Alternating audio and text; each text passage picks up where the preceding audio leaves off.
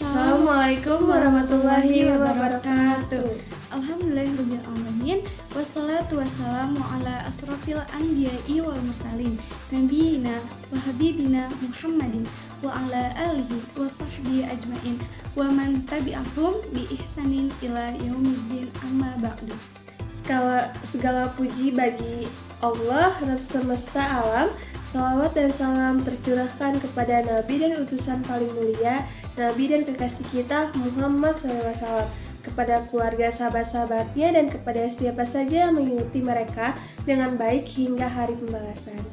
Oke, jadi setiap dari kita pasti pernah merasakan yang namanya ujian dan cobaan, yang semua itu tentunya datang dari Allah Subhanahu wa Ta'ala.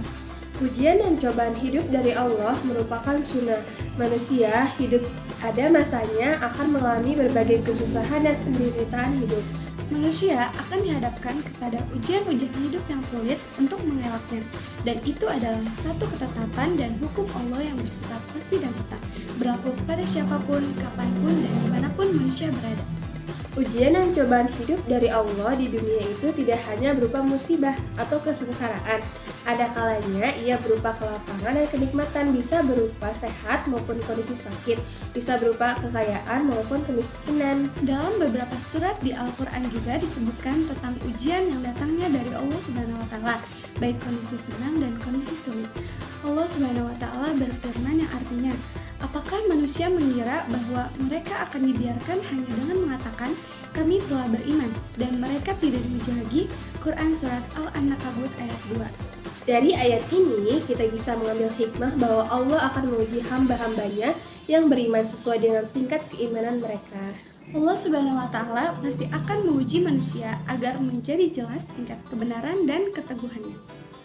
Allah Subhanahu wa Ta'ala juga berfirman yang artinya, setiap yang berjamaah akan merasakan mati. Kami akan menguji kamu dengan keburukan dan kebaikan sebagai cobaan, dan kamu akan dikembalikan hanya kepada kami. Quran Surat Al-Anbiya ayat 35. Dalam setiap ujian dan musibah yang menimpa manusia akan selalu ada kebaikan. Oleh karena itu Nabi Muhammad bersabda, sungguh menakjubkan seorang mukmin tidaklah Allah menentukan kepadanya sesuatu kecuali itu merupakan kebaikan baginya. Hadis riwayat.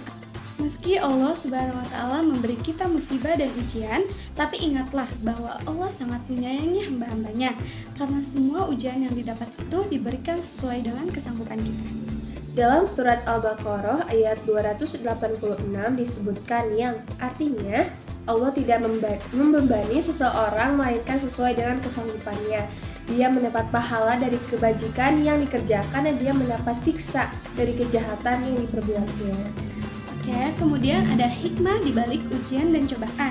Yang pertama yaitu agar Allah semakin mengetahui siapa di antara hamba-hambanya yang benar-benar berada di atas kesabaran dan siapa di antara hamba-hambanya yang berada dalam keputusasaan.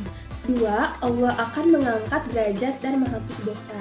Ketiga, ujian sebagai tanda cinta dan kebaikan Allah Subhanahu wa Ta'ala. Keempat, ujian bisa disetarakan dengan syahid.